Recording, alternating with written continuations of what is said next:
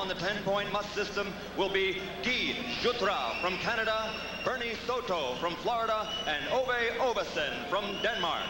And now, ladies and gentlemen, let's get ready to rumble. 12 rounds for the WBA Welterweight Championship of the World. The referee for this bout is Joe Cortez from the United States. Introducing first, fighting out of the red corner. He's wearing the black trunks with red and yellow trim, and he weighs 146 3/4 pounds. Undefeated as a professional with 22 consecutive victories, 19 by knockout. Ladies and gentlemen, from Barranquilla, Colombia, the #1 ranked WBA welterweight contender in the world, Tomas Molinares.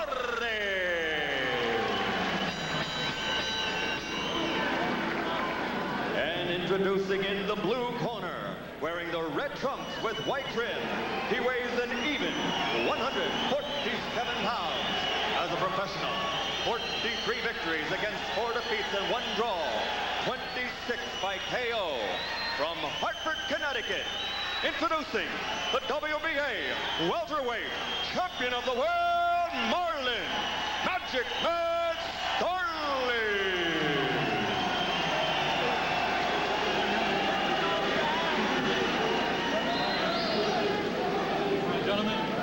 You follow the rules of the dressing room. Okay, I want a good clean fight and protect yourselves at all times. Good luck. Now you have to talk to you.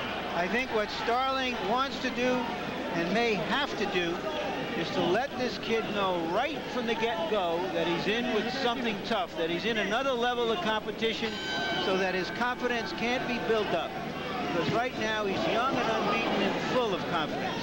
First blow of the bout is a right-hand lead by Molinares.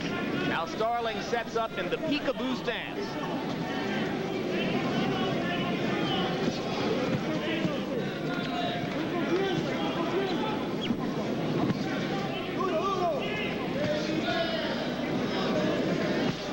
I'm seeing more boxing from Molinares than I've seen in his films and watching him. He's more erect, he's straight up, which allows Starling to throw his combinations and land them.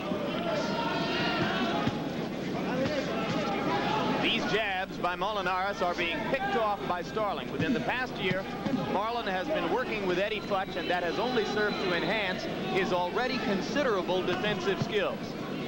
Well, working with having Futch in your corner is always a plus for you, because he'll show you things that you normally have forgotten and not using. And here with Starling doesn't use it, is not using his jab like he should be. He needs to use his jab a little bit more to get a little closer. Here he's rushing himself. Neither fighter has landed a significant blow so far in round 1.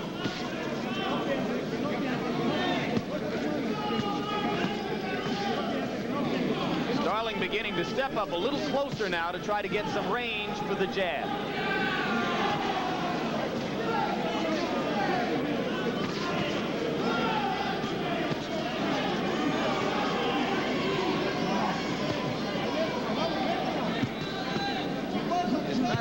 Penetrate the defense of Marlon Starling. Keeps those hands very high. Peekaboo style. Starling's jab is beginning to find its mark.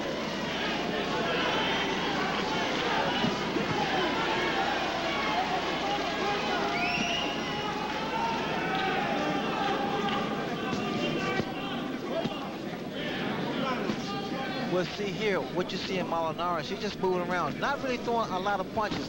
And the punches that he is throwing, they're straight punches landing on the elbows of Starling. The way to get around that, throw body shots. You know, there he threw a body shot. Go around those punches. Work on the midsection, the liver shots.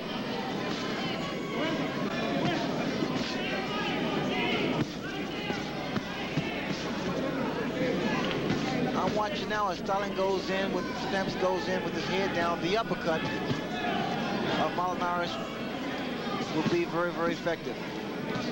He hasn't thrown it yet.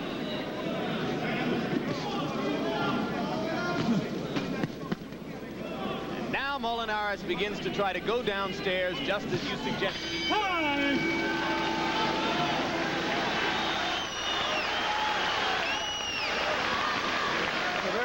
patient, feeling out round for both fighters. Keep that jab going. Single and double. Don't let him walk to you. See? Keep him going back. When he goes down underneath, I don't want you to send him straight in the punch. I want you to get down low. And don't try to go with the bomb. Get on the target. With the first and second shots, and the third shot will be the big shot, okay? Okay. All right. Have fun, baby. All right. Don't let him throw too many punches before you counter back. Okay. Okay. Come on, control. Feinting and sticking. Feinting and sticking. What I noticed in that round, Ray, is that Starling, who frequently is a manic kind of fighter and uses and sometimes wastes a lot of energy, was patient there, and that may be a sign of Futch's handling. Because he showed the experience and also the patience. Patience is a virtue, as they say. And he has to be patient against a guy, a young kid like this, Molinares, who's very, very aggressive and very cocky. Starling expended a lot of energy in the early rounds of his April 16 defense against Mark Freeland, when many thought he had weakened in the late rounds en route to the draw. Some of us at ringside didn't believe that bout should have been scored as a draw. Eddie Futch in Starling's corner also indicated not to let Molinares get his punches off. Don't stand there and take punches and then come back. You be first. You initiate the tempo of the fight. And it looks as though Molinares has gotten the same instruction, Ray, as he becomes a little more aggressive and lands a right-hand lead.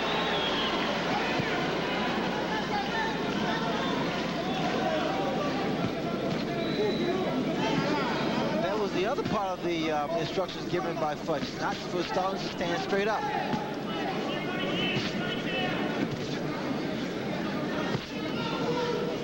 Both fighters significantly more aggressive in round two.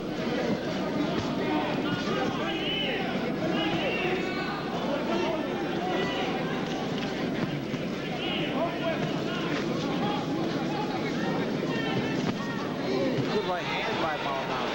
You see, he's still trying for that right uppercut. Well, that's the third right-hand lead he's managed to land in the round. Something that Starling's last opponent, Mark Freeland, virtually never tried. Uppercut by Molinares.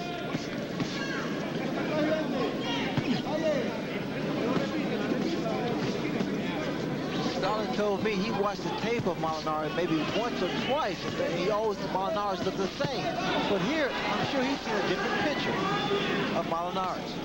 Molinares is beginning to show real variety in his punch selection here, and is able to step up inside and control Starling in these exchanges. I like the way Molinares is moving. He's not being a stationary target. He's using the ring, he's feint, good upper body movement, come with the right hand, straight right hand. There's the right hand again.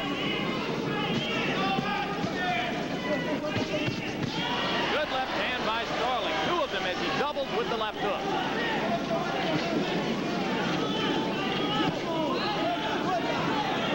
And for the moment, that slows Molinares down.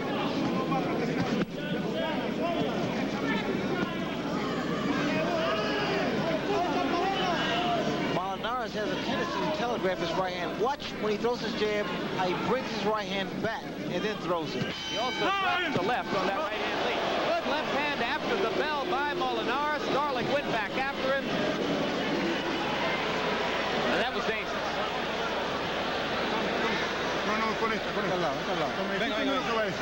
This one, listen to what I'm going to say. You have to do it stronger.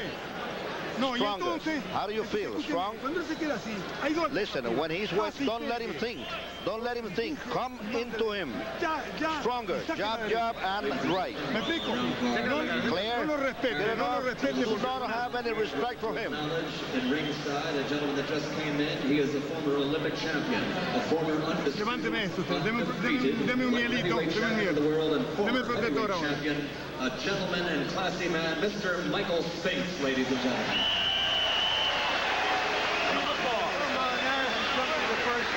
In pretty good style.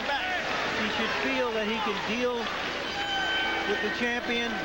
Now let's see if he becomes more aggressive and positive as his trainer implored him to be. That trainer, Amilcar Brusa, used to train a fighter named Rodrigo Valdez, you may remember from bouts in the early 70s. A very good middleweight champion.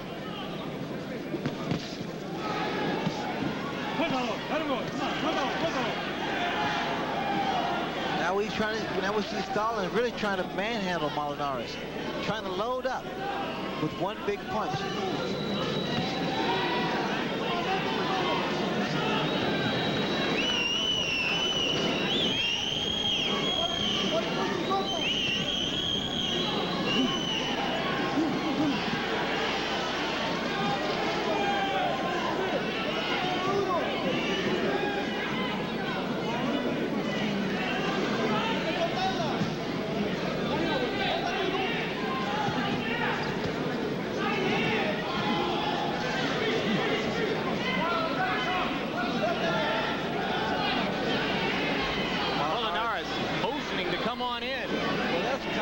There's arrogance there. Apparently he feels very comfortable where he is. Now Marlon steps back and says, why don't you come to me a little bit? Molinares nods as if to say, okay. They are toying with each other right now. Well, who's coming out on top is actually Molinares, because Marlon Starling is a little frustrated here.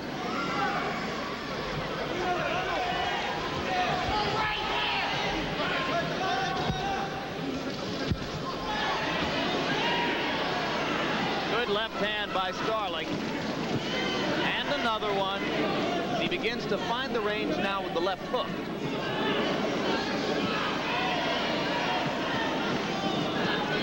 No solid or clean shots being landed by either fighter. And Molinares not quite as quick in this round, Ray, as he was in round 2. Well, at least he's landing punches. The thing about it, he's throwing his jab, and they do count as points.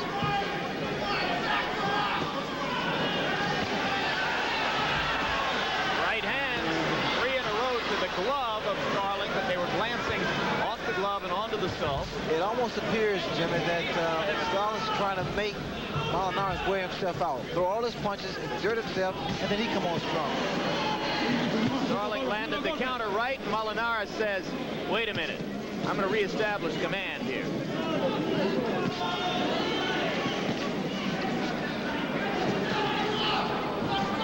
But more and more, Molinares is dropping the right hand and allowing Marlon to land that left hook. Molinares didn't do what his trainer told him to do before that round, and that's why I thought he lost it. Okay, that was better, but you're letting him out hustle. Okay. He's in front, champ. He's in front. Okay, yeah, let's just get all that confidence. No. See, now, when he does what he did on the rope, don't to the body. Forget the head. He wants you to punch to the head. Okay. Understand that? And you're not punching nearly enough to the body. I want you to dig in there with both hands, okay? All right. Nice deep breath. Oh, okay, but you let him punch too much. How have you scored the fight? Coming back with I've got it 2 rounds to 1, 29-28 in favor of Moochie Starling. I gave him rounds 1 and 3. I gave the second round to Tomas Molinares based on the good right hands he landed. But, you know, let me tell you something. We score for clean punching, effective aggressiveness, ring generalship, and defense. And in Starling's case, you have to take defense into consideration considerably, because he's a good defensive fighter. He catches that jab every time.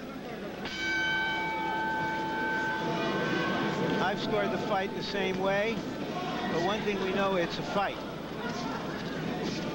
And a pretty good one as round 4 begins. What I like about it, Ray, is it's boxing at close quarters. Neither man is running. They're both probing, looking for weaknesses, trying to force openings. Well, the plus that they have, Lars, is their upper body movement. In fact, Starling complimented, good combination, he complimented Molinares on his upper body movement. If anything, he was impressed by that.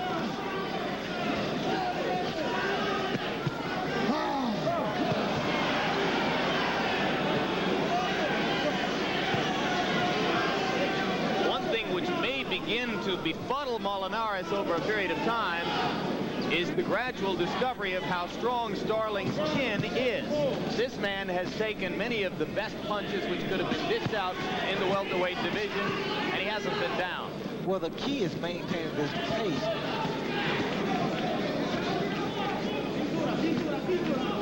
More so for Molinares because he is the younger of the two, less experienced of the two. And once Starling takes him to the deep waters to the later rounds, he may see a difference. But here, Molinares is holding his own.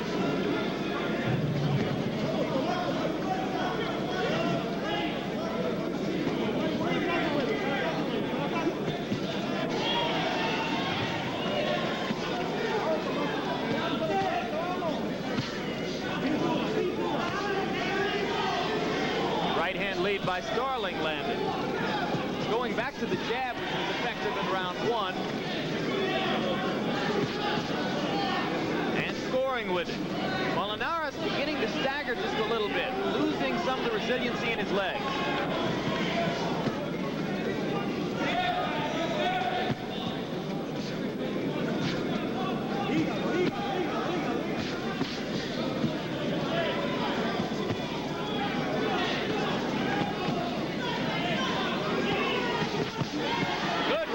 Inside off the combination by Starling.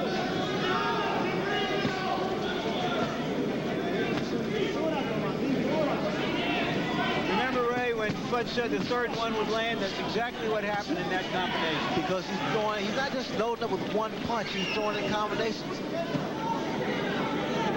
Too many times fighters make the mistake of trying to load with one punch. You got to throw a combination. Good counter right hand by Starling. And the left that followed. Molinares comes right back with the right, but Mucci is blocking most of these punches now with his gloves. Watch the lead-off rights by Starling. Give a little feint and drops the right hand. There it is again. There it is again. Very good round. Starling, I thought he really established in that round that he was the boss. We'll see if he can sustain it.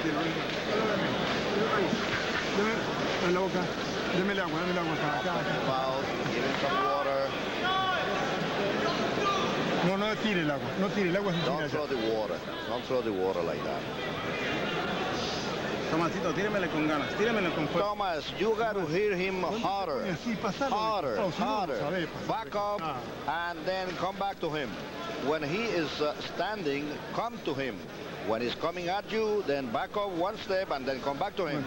Téngame. Escúcheme, jefe. Cuando él está así, haga así. When he's coming to you, back up one step and then come back to him. Yo te voy a levantar. De un lugar.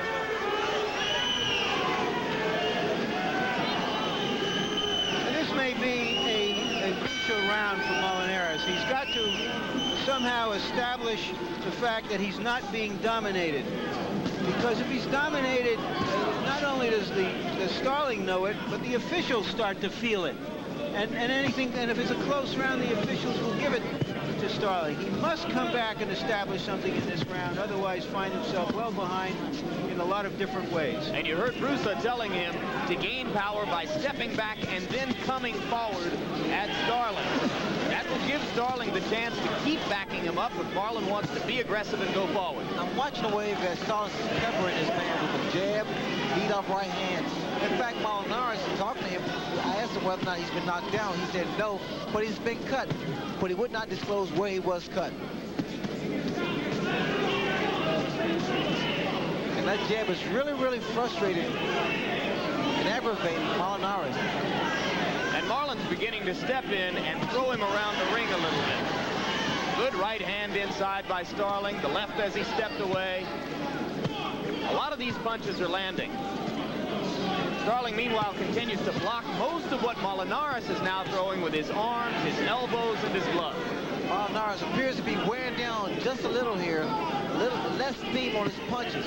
Here are signs of desperation throwing those looping right hands. Yeah, the right hand is swinging down. Look at Starling peppering the face of Molinares. Marlon's having fun in there, Ray. Now here is confidence. Here is a man, a champion, that knows exactly what needs to be done. And he wants to do it now.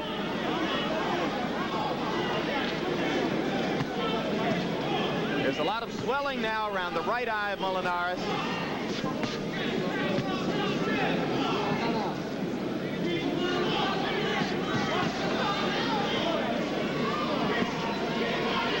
Starling loves to combine the body shots with a looping overhand right. Now now he doesn't need it as Molinares' guard is dropping and Marlon is able to just hit him with straight right hand. Look at how low Molinares' hands are going.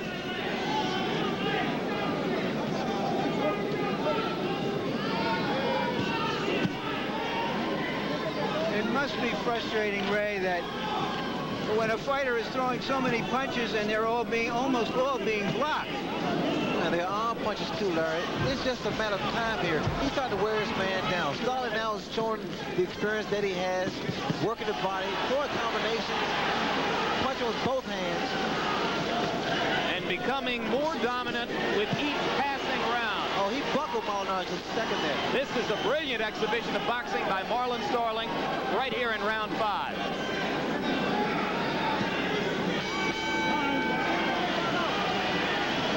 And Moochie wears a grin as he goes back to his point. That'll work. He had a perfect spoiled guy is just about that finished. round. A big cheer from the crowd. Just about gone. Keep that pressure on, bang that body some more, keep those combinations coming 3 and 4 punch combinations instead of 1. And remember, when he gets down under Earlier we talked about 3 punch combinations. There you see 3 that land. Take a look from another angle. A fighter is happy to throw 3 punches and get 1 good one in. He got 3 good ones in. Yes. Páselo de costado cuando está ahí al lado suyo.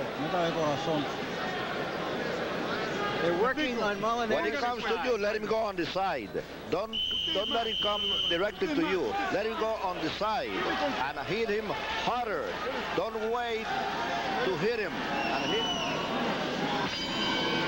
Our punch stat colleagues tell me that in the last round they counted 70 attempted punches by Molinares and he landed only 8. This could be the beginning of the end. Jim, the reason I say this is because Starling was able to hurt his man in that 5th round. And I don't see as much confidence in Molinares' face as we did the earlier rounds, brother.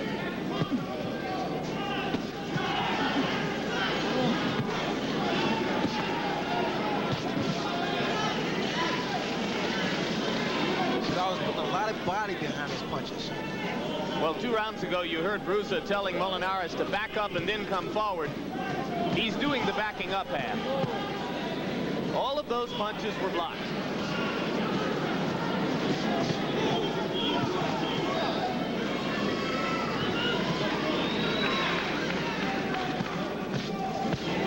You just see the maturity in Starling.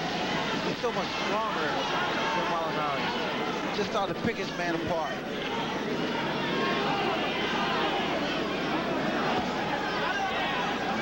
Keep in mind that only a year ago, Marlon Starling was a carefully chosen opponent for Mark Breland in Columbia, South Carolina. Breland, another of those young, up-and-coming Colts whom Starling has taken care of in his career. He administered the only defeat on Simon Brown. Watch what happens here as he retaliates. Starling lets this man throw his punches, and then he comes off with a series of combinations.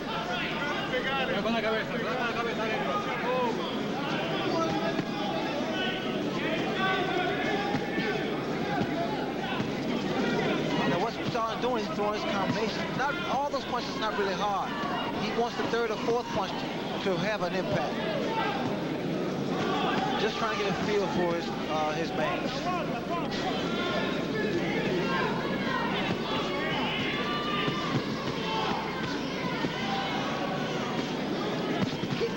See, second combination, he throws 1 or 2, then 3 or 4 combinations. Brilliant stuff. We've seldom seen him better. Counter right hand by Starling. He's starting to really pick his shots now. Looking for the target. That's when a man picks his shots. And Molinares is arm weary but won't stop throwing punches. Now the uppercut of Starling would be great because you see how there's the uppercut. Because Molinares is here, he's leaning into the punches. Pick another punch for him, Ray. Watch the right hand. But most of the uppercuts, those are the type of punches that raise the chin of the opponent for the left hook. Oh, that punch was clearly after the bell.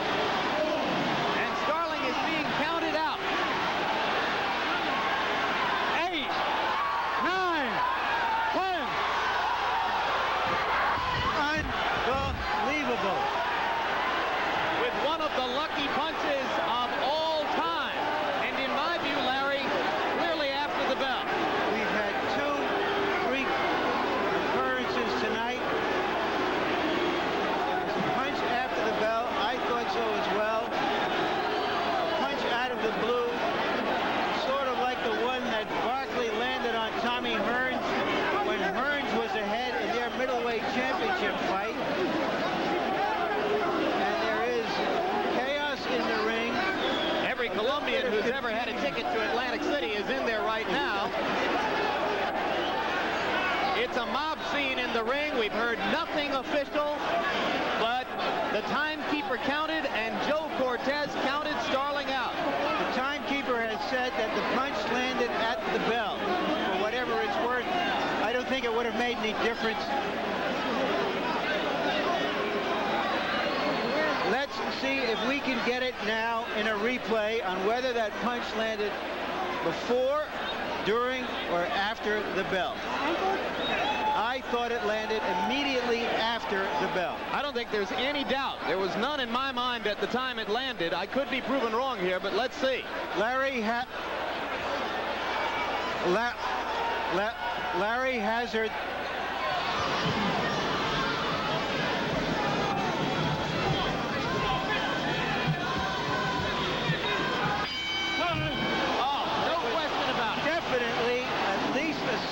After the bell. He launched the punch well after the bell had sounded.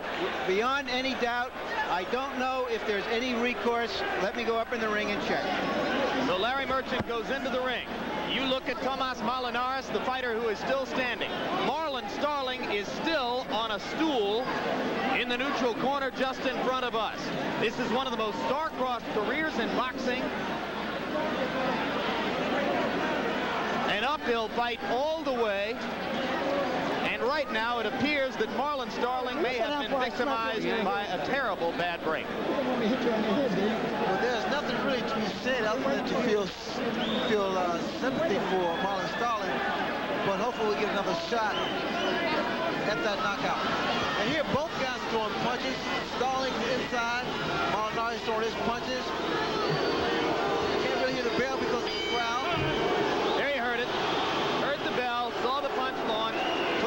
The bell. There had been other punches after the bell earlier in the fight. We look at it again, Ray, and let's stay out and be quiet. But also, they were in the motion of throwing punches too. So the stuff that's justified.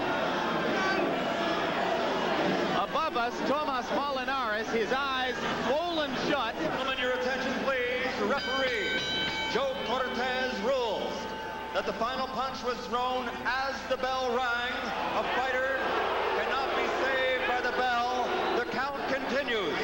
The winner and new champion from Barranquilla, Colombia, Tomas Molinares.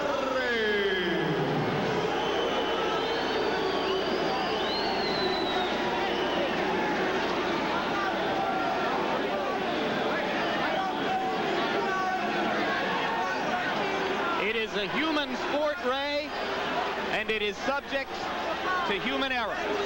And I believe we have just seen one. Larry Merchant is standing. Let's go to Larry Merchant with Marlon Starling. Marlon, would you explain what happened from your point of view? Well, I believe I was running around and my leg got twisted under his, and it snapped, and he hit me on the way down. You felt that your leg is broken after you were hit? I don't know. He didn't hit me to put me down. You felt that you hurt your leg twisting away from him as the bell rang? Of course. You heard the bell ring? Yes. And then as you twisted away, you said you heard something snap, and then you got hit. Well, I'm not saying I heard something snap, but I twisted it. But we still could go. There's nothing wrong. I'm all right. Well, you seem to be dominating him up to that point. The last 2 rounds, you were in complete control. I'm still in control. What are your feelings, though? They've declared the other guy the champion. He is the champion now. I don't think he's the champion. How could he be the champion? Win. We're protesting and we're bringing suit. The referee has ruled that the punch was launched. Me out? Was out? When did he count? They did count you out. He did count you out. He didn't hit me. Marlon, he did hit you. And if you don't remember it, that's proof that he hit you. But the dispute is whether he hit you as the bell rang or after the bell rang. They stopped the fight. And they stopped the fight because they counted you out and they ruled that you were knocked out. Do I look knocked out? Do I look like I'm wobbled? Well, you only have to be knocked out for 10 seconds. I wasn't knocked out. I wasn't knocked down. What have your doctor told you? Has he told you that he thinks you have a broken leg? Did they want to take you out? I didn't talk to the doctor. I can go another round. Thank you, Marlon. Once again, I want to point out that the handlers of Marlon Starling are going to protest this result. They say they're going to bring suit. I don't know if they have any recourse or not. It seems unlikely.